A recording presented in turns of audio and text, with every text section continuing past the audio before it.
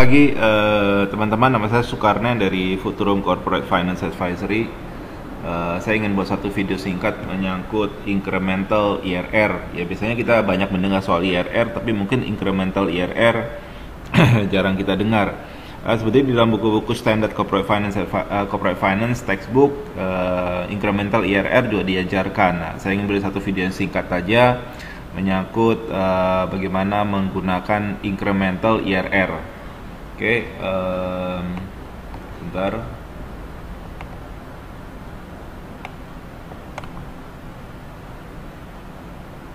Biasanya incremental IRR ini kepakai kalau misalnya kita tidak bisa menghitung IRR untuk individual project.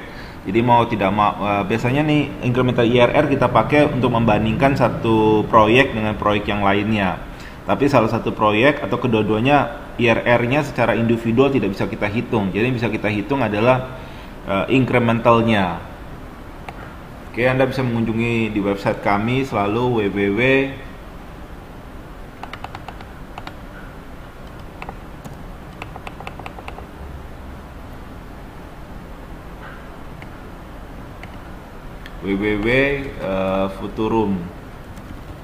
futurumcorfinan.com atau bisa Anda email ke kami futurumcorfinan@gmail.com. Oke,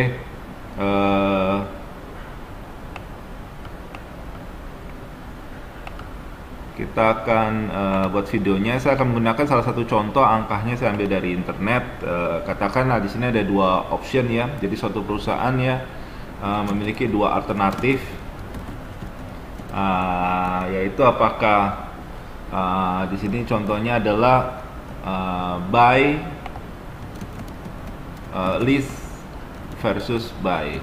Ini saya kasih contoh yang sederhana ya, karena dalam satu artikel yang berbeda saya menulis panjang lebar soal bagaimana menggunakan lease versus lease versus buy. Oke, kita di sini yang penting adalah fokus pada incremental IRR-nya. Katakan di sini saya jadi ada year ya. Year-nya katakan ada 0, kemudian 1, ada 4 tahun. Ini contoh sampai dari salah satu internet ya. Kemudian di sini ada list.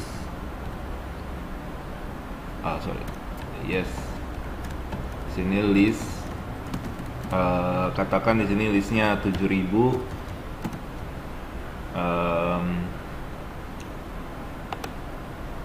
Kemudian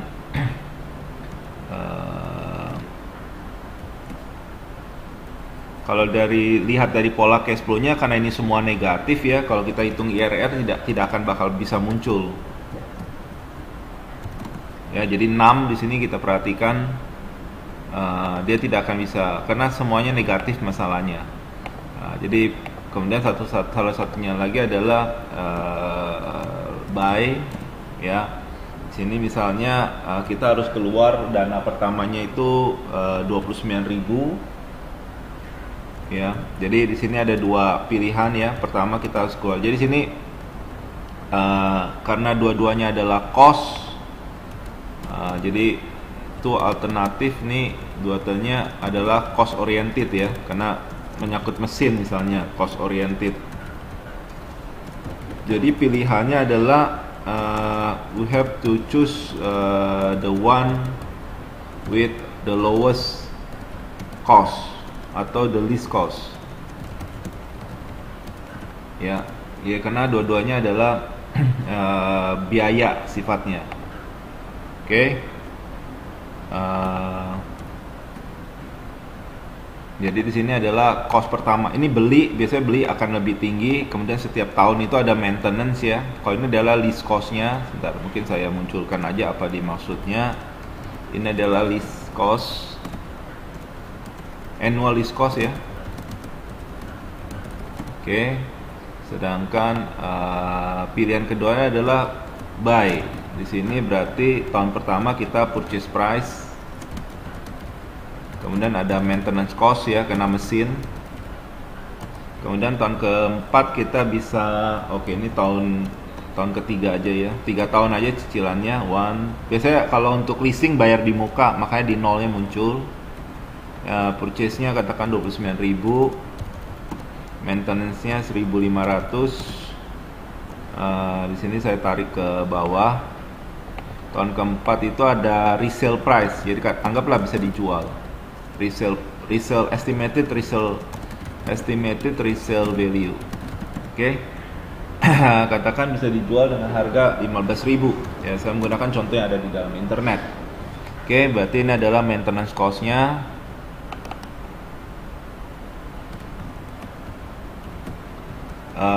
Di sini berarti oke.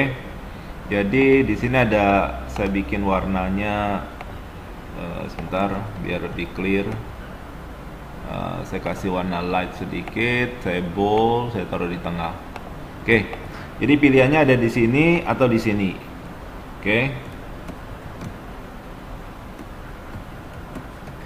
Nah, kalau ini kita tidak bisa menggunakan IRR karena dia cost semua. Jadi karena dia negatif semua. Sedangkan kalau ini mungkin kita bisa hitung IRR, kita coba. Misalnya saya menggunakan minus 20%. Jadi ini juga aneh karena minus 20%. Tapi tidak terlalu mengherankan karena ini dalam kasusnya adalah cost, ya. Jadi jadi ini di sini kalau kita lihat IRR-nya juga tidak ada maknanya, ya, minus, ya. Jadi kalau biasanya adalah kita pengeluaran dulu kemudian cash flow. Kalau di sini malah minus 20. Oke. Jadi yang bisa kita kerjakan di sini, kita bisa menghitung incremental IRR. Jadi kalau kita lihat ini adalah IRR-nya. Oke, sekarang kita harus hitung incremental IRR. Caranya bagaimana? Yaitu kita mengurangi di sini berarti kita alternatif pertamanya adalah option, list, alternatif kedua adalah buy. Jadi di sini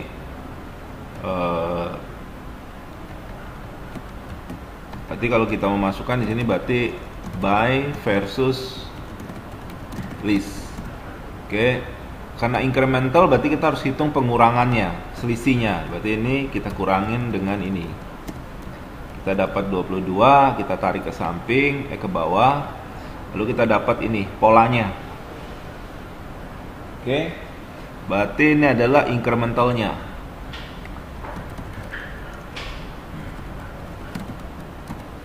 Oke. Saya wrap up. Oke.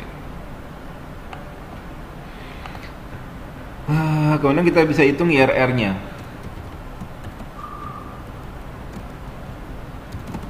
%13. Saya bold. Oke, jadi sekarang kelihatannya angkanya lebih, yang semulanya tidak bisa kita hitung atau negatif sekarang menjadi positif. Nah, sekarang menjadi pertanyaan adalah ini incremental harusnya saya taruh di sini.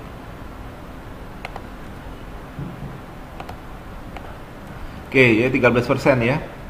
Nah, sekarang menjadi pertanyaan apakah 13% ini bisa kita terima atau tidak. Nah, ini biasanya kita akan compare with cost of capital kita, atau bisa disebut dengan hurdle rate. Ini tergantung. Kalau hurdle rate-nya katakan 10%, berarti oke. If saya pakai aja if, jika ini lebih besar daripada ini, maka dia acceptable. Choose buy. Kalau tidak, stay with list. Oke, berarti di sini ya Anda bisa menggunakan conditional formatting, tapi saya tidak pakai di sini supaya lebih fokus kepada apa yang mau kita discuss. Berarti ini tinggal Anda ubah-ubah. Misalnya kalau Anda mau 15%, berarti stay with list. Kalau misalnya Anda mau 12%, berarti choose buy. Oke. Saya ingin menunjukkan dalam bentuk grafik ya supaya mudah dipahamin. Berarti kita akan hitung NPV-nya aja ya masing-masing dulu ya. NPV. Jadi kalau di sini berarti NPV-nya kita mau hitung, caranya adalah NPV Ini NPV-nya ya, saya taruh katakan 10% dulu lah awalnya. Oke, berarti kita hitung NPV-nya sama dengan NPV 10%. Saya I want to put the here better. Oke, jadi saya taruh di sini aja ya. Saya kasih warna blue. Oke, berarti NPV-nya di sini. NPV 10%, berarti saya tarik yang ini. No. NPV 10%, ini aja tahun pertama sampai tahun ketiga, saya plus yang tahun ke 0. Oke, berarti di sini minus 24007. Oke, saya akan hitung juga yang buy-nya NPV 10%, plus yang tahun pertama tahun ke 0-nya berarti 22. Jadi kalau kita lihat di sini aja, kalau di sini kan tadi kalau ini kan 13% ya, jadi tergantung ini. Jadi choose buy. Kalau harder rate-nya itu kalau gini sini kan kita pakai 10%. Oke lah, saya link ke 10%. Ya, jadi choose buy. Jadi memang kita lihat kenapa choose buy, karena memang ini cost-nya lebih rendah daripada NPV-nya ini. Ya, ini bisa saya pakai, kita bisa pakai di sini decision-nya ya. Berarti kita bisa pakai if, kalau if this bigger than this, negatif sama negatif ya, jadi ya berarti choose if this bigger than this, karena sama negatif ya, maka choose buy, if not stay with list. Oke, choose buy, karena ini 10%. Kalau Anda kata ganti 15%, pasti stay with list. Make sense? Oke, jadi Anda bisa menggunakan pilihan di sini atau pilihan di sini, sama aja. Oke, saya mulai dengan 10% dulu. Oke, berarti kita udah bisa menggunakan dua cara ya. Anda menggunakan incremental IRR untuk mengambil keputusan, atau Anda bisa membandingkan MPV-nya. Berarti ini adalah yang the least cost. Decision-nya adalah yang the least cost. The least cost. Oke.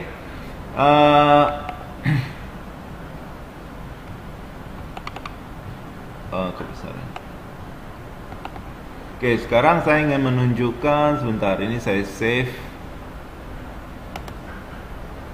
Save as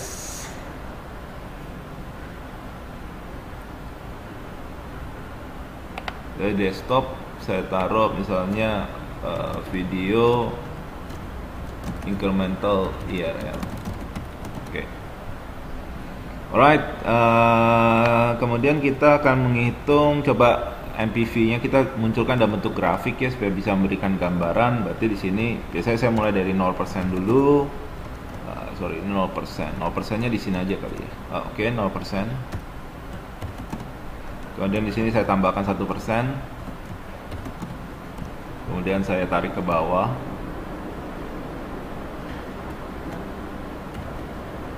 Masih kurang 71%, berarti kita butuh 30 baris lagi. Ops, kebanyakan.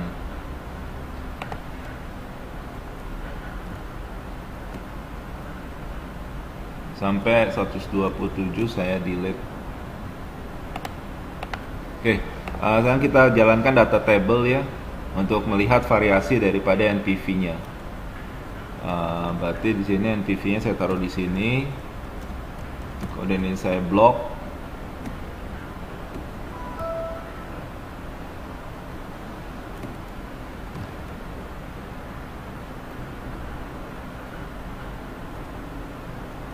Oke, saya tunjukkan step by step. Saya kasih light sedikit ya, biar kelihatan perbedaannya.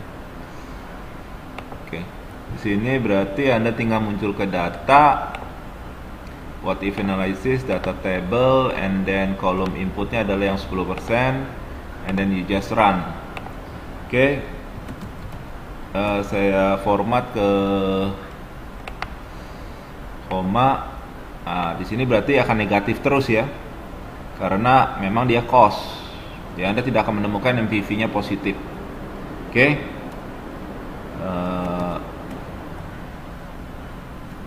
Lalu kita akan hitung yang satu lagi. Di sini saya belum hitung NPV-nya ya. Coba saya hitung NPV-nya juga. NPV berarti 10%, saya koma, ini saya tambah. Jadi kita ngitung ada 3 NPV. Ini adalah NPV incremental. Ya. Ini adalah NPV incremental. Jadi ini adalah NPV incremental. Ini adalah NPV incremental. Cash flow. Oke, 1922. Jadi positif ya. Tadi kalau ini 10%, dengan memilih buy kita akan mendapatkan NPV-nya positif. Jadi tadi dari IRR-nya sudah, dari NPV-nya juga sudah positif. Oke, sekarang kita hitung ini tadi 1 ya. Sekarang kita hitung di sini juga untuk yang purchase. Berarti ini yang lease, NPV lease. Ini adalah NPV purchase. NPV buy. Oke, saya ulang kembali, tidak terlalu sulit, tinggal Anda copy aja, and then ini sama dengan ini. Kemudian ini saya copy ke bawah sampai 100%. And then ini tinggal saya blok aja. Kemudian saya run data table.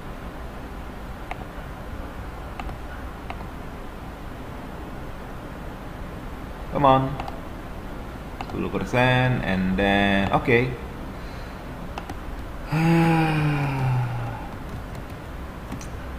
Formatnya saya ganti.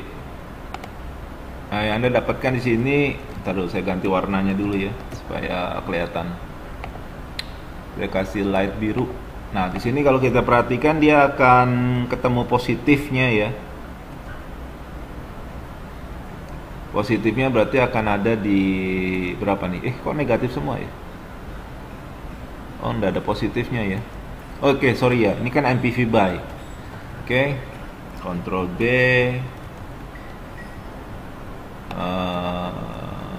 Berarti dia akan cost semua. Sorry. Oke.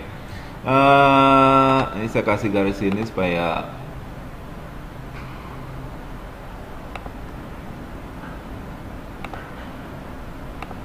Oke, jadi sekarang NPV list, selisihnya ini pasti positif ya. Jadi ini sama lagi, kita copy ke sini. Oke. Kemudian NPV-nya kita link ke atas, and then saya delete dulu sebentar ini. Kemudian ini saya copy ke bawah.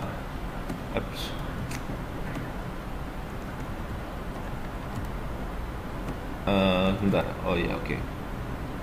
100% kita cari, kemudian kita copy ke bawah, and then data jalankan lagi. Data ya, ini memang berulang-ulang ya prosedurnya.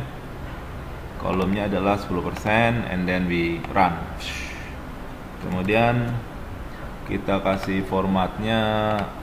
Jadi di sini kita akan mendapatkan yang paling maksimal. Ini tergantung, kalau 10% berarti di 1922.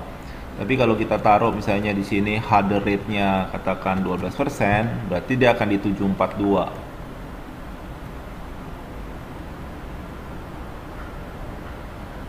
Oke. 742. Ya. Jadi tergantung harder rate-nya. Nah, ini semua nanti kita akan masukkan, berarti ini adalah NPV, sebentar saya copy aja. Kemudian kita ganti jadi NPV versus list. Oke. What else? Kemudian kita bikin ke dalam bentar, saya kasih warna sedikit di sini.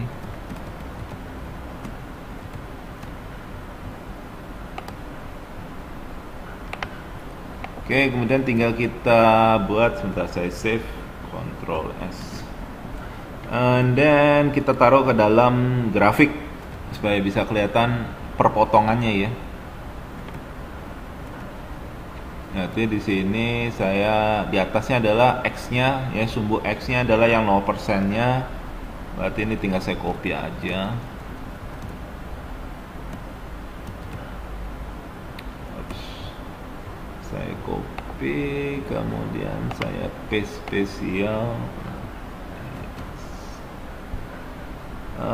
value karena kita transpose ya.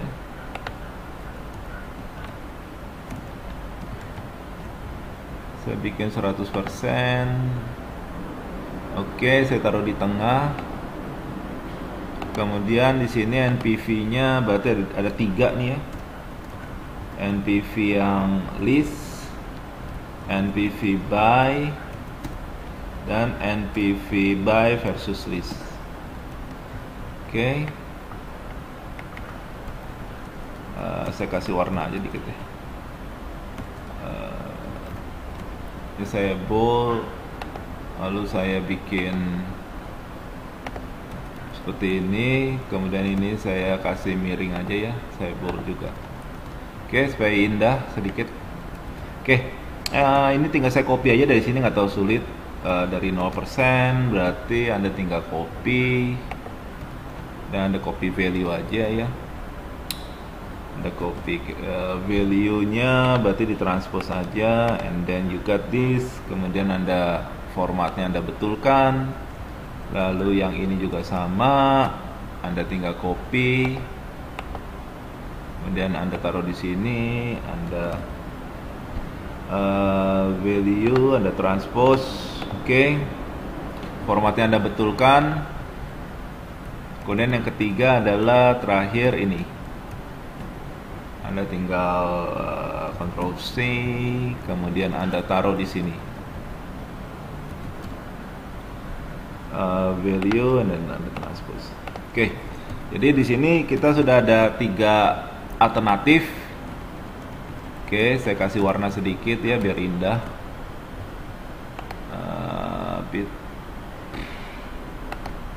Mungkin ini biru, damai.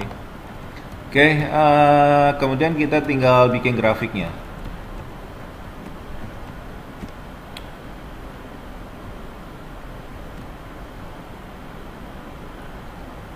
Ada berarti di sini gambarnya ini ya.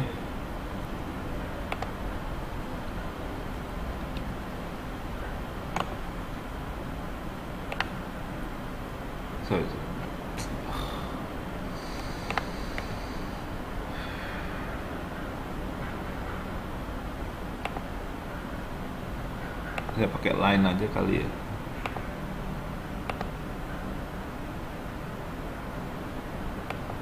Sini kurang kelihatan ya. Oke, ini saya bikin dulu insert. Kita bisa menggunakan line, I think. Ya. Di sini kalau kita perhatikan ya sederhana aja, saya nggak mau bikin terlalu kompleks. Yang penting adalah Anda dapat maknanya. Kalau kita perhatikan di sini apa maksudnya, ini saya besarkan. Berarti NPV ini adalah discount rate-nya ya. Ini adalah discount rate-nya. Berarti kita perhatikan NPV buy versus list yang warna hijau. Jadi selama discount rate atau harder rate-nya itu dari 0 sampai sekitar berapa nih? Di sini perpotongannya ya. Ya mungkin antara 10 sampai 15% di sini itu positif. Tapi begitu Anda di atas 15%,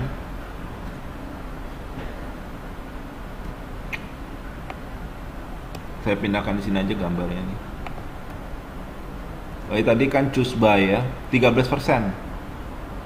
Berarti angkanya di 13%. Berarti titik potongnya itu di 13%. Jadi ini adalah titik potongnya, crossover-nya ya.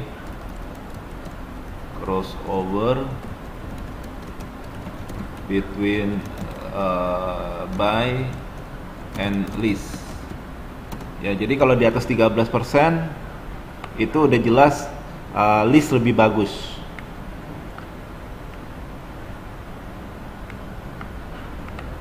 Come on.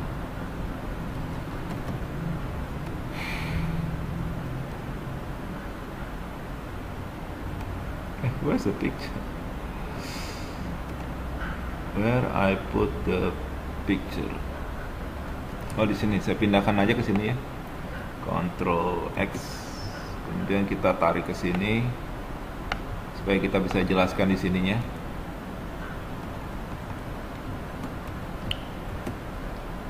Oke, jadi kalau kita lihat di sini, saya kecilkan dulu gambarnya.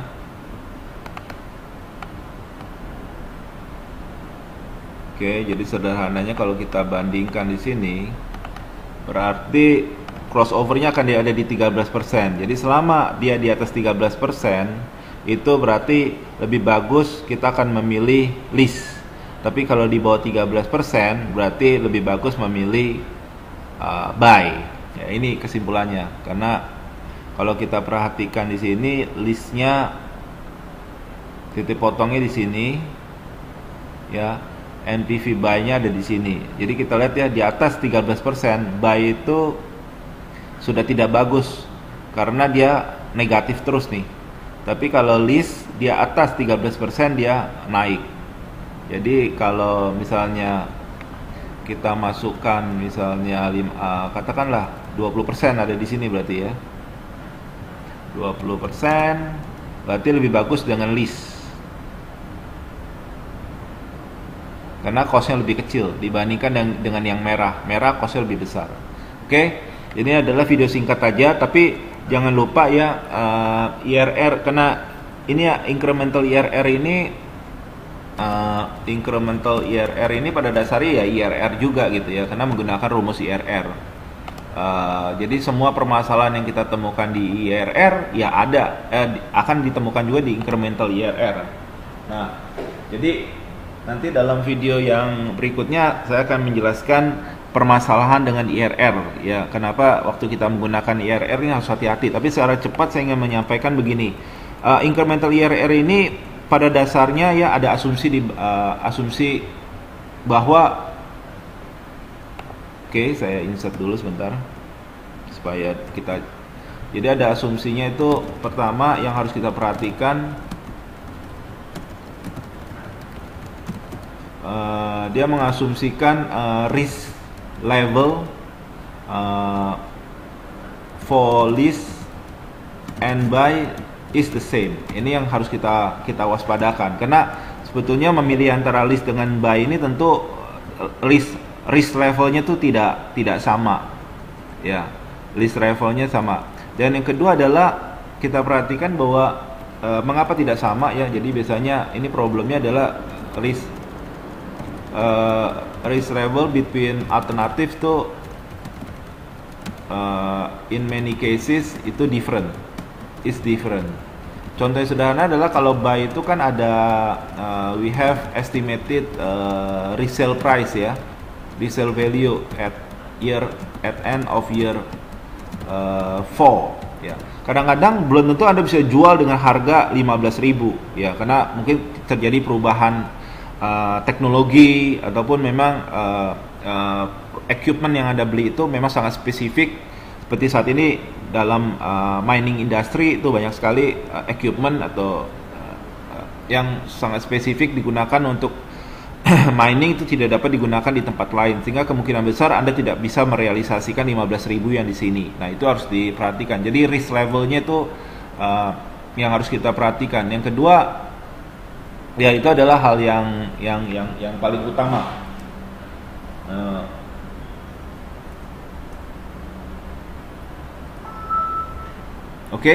Mudah-mudahan